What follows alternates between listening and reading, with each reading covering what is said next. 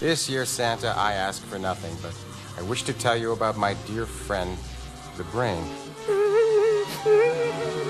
He is honest and very hardworking, and only wants what's best for the world, but he gets no reward.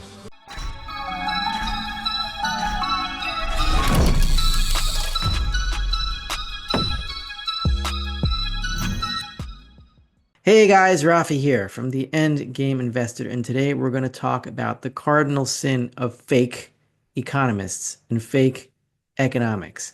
And that cardinal sin is believing that fake accounting can magically impact the reality of the physical world. Meaning, if you pretend that you have real assets that you do not have, but you change the recording, the accounting of those assets, then that magically changes the physical world in a spiritual way, and you can maintain your wealth without ever producing anything. And we're in the Garden of Eden, and there's the tree of life, and you live forever, and interest rates are zero, and all you got to do is change what the books say, and we can all go on with our lives as if we are in paradise.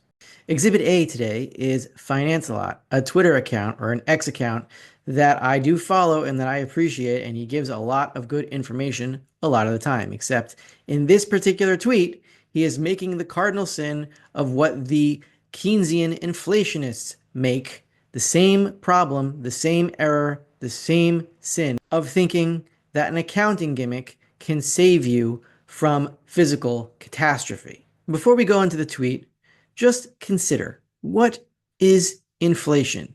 When a dollar is printed over the gold supply, over the money supply, when the Fed buys debt and issues dollars and the money supply, or the dollar supply more specifically, is expanded, allowing the government to buy real assets, what is happening? We are changing the accounting of the gold supply, which the dollar was born out of. A dollar is an accounting for a given gold supply. When you increase that supply, it makes it look like there is more gold, that there are more assets, more physical assets that exist, but there are not. There is just inflation. And then people start buying physical stuff, real assets, and then there are less physical assets and more accounting assets, and then prices go up. But the Keynesians believe that pretending that there is more money than there actually is makes people richer when it does not. So how does Financelot commit this same sin? He says this. If you are interested in a more religious angle on this lesson that I'm about to teach here, then join the Patreon, where we will go into when humans are punished by God, they can turn those punishments into reward if they change their behavior, but they cannot get out of the decree itself. Same situation here. We are going to go through an end game. If we change our behavior now, that end game will still happen, but we will be able to get through it and improve ourselves rather than not get through it and die a horrible death. So I'm going to go into two examples of people or groups of people that went through their punishments, and one group came out well and the other group came out not so well, and how this happened. This is an important religious lesson, spiritual lesson to learn that we see parallels of in the end game in the monetary sphere. Today, join my Patreon in the link in the description below for as little as $3 a month. Financelot says, if everyone is selling U.S. treasuries at fire sale prices, the U.S. will simply buy up all of its own debt with the skyrocketing dollar. You can't default on your debt if you own most of it, thus resetting the cycle of U.S. debt being the most stable and valuable in the world. To which I respond in this tab over here, in a quote tweet, or a quote X, or a quote post, or whatever it's called. I've never heard Financelot be more wrong. Dollar collapses with treasuries because the dollar is backed by treasuries. If A equals A, meaning if the dollar equals treasuries because treasuries back the dollar, then A minus 100 equals A minus 100. Currencies only rise with rising interest rates if the central bank that issues the currency hasn't been performing monetary dollar sign, euro sign, percentage sign acts on itself for 16 years. Draw me an AI of that one. What Financelot is saying here is that if interest rates go up, and I expect that they will very severely, then the value of US debt goes down to the point where theoretically the Treasury could buy back its own debt, all of it, for very few dollars. And that would reset the entire debt structure. It would be a genius move, thus, in his words, resetting the cycle of US debt being the most stable and valuable in the world. Why is that so wrong? Well, imagine you have a fixed rate mortgage on your house. Interest rates go higher and higher and higher. But you have a fixed rate, which is the equivalent situation with all US Treasuries, because as they are issued at auction, the federal government pays a fixed rate of interest on those securities. In the secondary market, other people who buy it for cheaper can earn a higher rate of interest on those securities, but the government itself pays a fixed rate of interest, fixed coupons on those securities from their birth until they are redeemed when they expire or mature, whatever the word is. What's the word? Burn. Now, let's say on your house, you have a fixed rate of interest and interest rates go higher and higher and higher.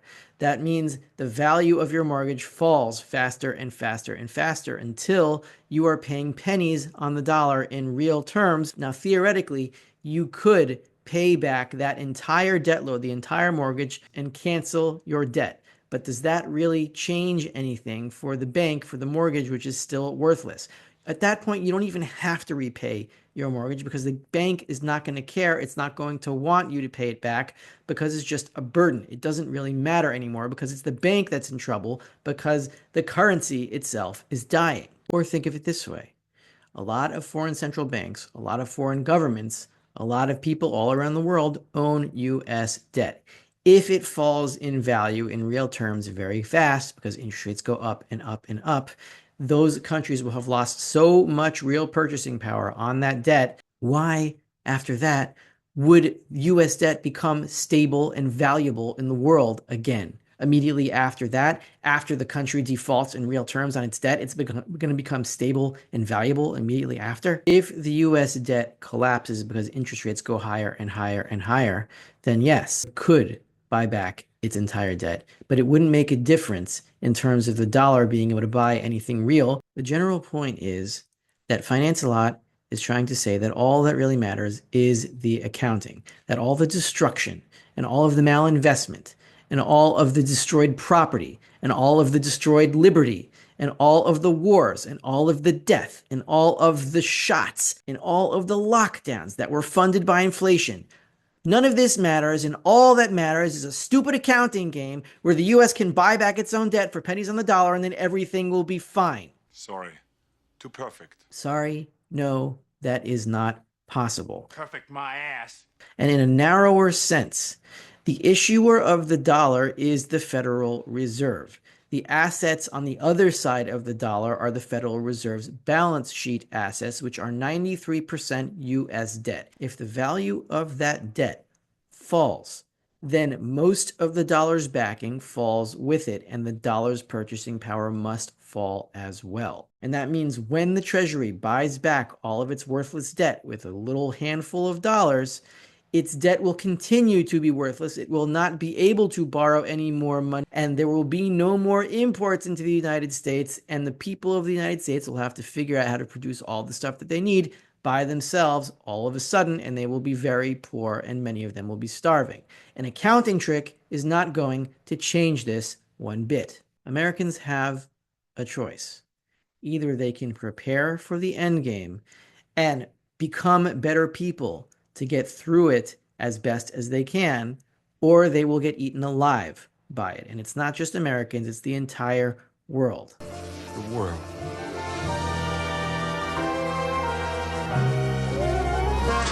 And no accounting gimmicks are going to save you from the consequences of the theft that is inflation. All debts are paid. All lessons are learned, either the easy way or the hard way. It's all up to you. If inflation is theft, and it is, then all that theft has to be paid for through poverty. No accounting gimmick is going to stop that. I wrote about this topic in a more step-by-step organized way on the Endgame Investor on Substack. Link to that post in the description below. It is not paywalled. It is free for anyone to read. Subscribe to EGI for free in the link in the description below, and become a paid member if you want to hear my thoughts on the gold and silver markets 3 times a week. And I will see you guys soon tomorrow. The next Bitter Endgame draft will be up featuring Phil Lowe, talking about the monetary autism spectrum.